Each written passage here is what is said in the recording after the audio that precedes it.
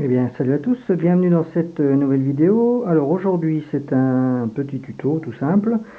C'est le démontage sommaire d'un chargeur iCap pour MP5. Donc, bon voilà, j'ai un chargeur ici, donc c'est un iCap, entre 200 et 250 coups, je crois. Il est de marque Sima, mais bon, je pense que la plupart des iCap ont la même structure.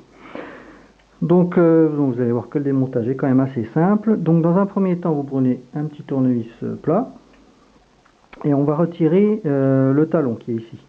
Donc vous avez, je ne sais pas si vous voyez, deux encoches, une de chaque côté. Donc il suffit d'appuyer et de pousser un petit peu vers le haut. Ah bah là, c'est bien, c'est facile. Les deux se sont désengagés, mais normalement il faut faire un coup une, un coup l'autre. Vous retirez ceci, donc ça c'est en métal. Donc on commence déjà à voir un petit peu l'intérieur. Pour autant, vous voyez, vous ne pouvez pas retirer. Donc pour retirer l'intérieur, il faut enlever cette goupille. Donc là, on va changer d'outil. Voilà, vous prenez un petit truc qui doit faire à peu près 1 mm de diamètre. Donc soit un chasse-goupille, soit si vous avez une trousse avec des outils style tournevis, vous avez peut-être ce genre de petits embouts.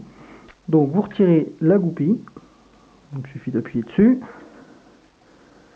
Alors celle-ci, bon là elle vient facilement, mais j'ai d'autres chargeurs, c'est très compliqué. Donc j'ai un conseil à vous donner.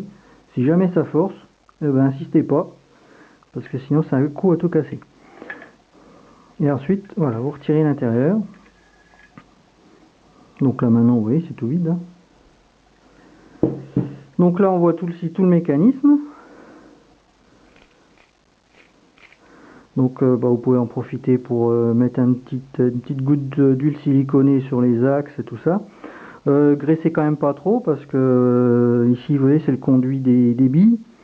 Si jamais il y a trop de graisse, vous risquez d'en mettre sur le joint au pup et un joint au pup qui est un peu gras, ben il joue plus vraiment son rôle quoi.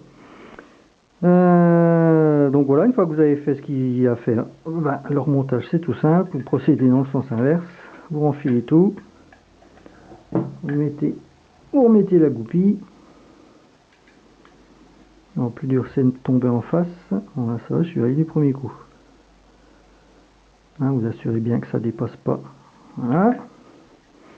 Ensuite, alors vous voyez la fenêtre est excentrée, donc faut pas se tromper de sens. Si la molette tombe pas en face, c'est que vous êtes trompé de sens. Voilà. Voilà, j'espère que ce petit tuto vous aura plu, un petit truc simple, hein, vous voyez.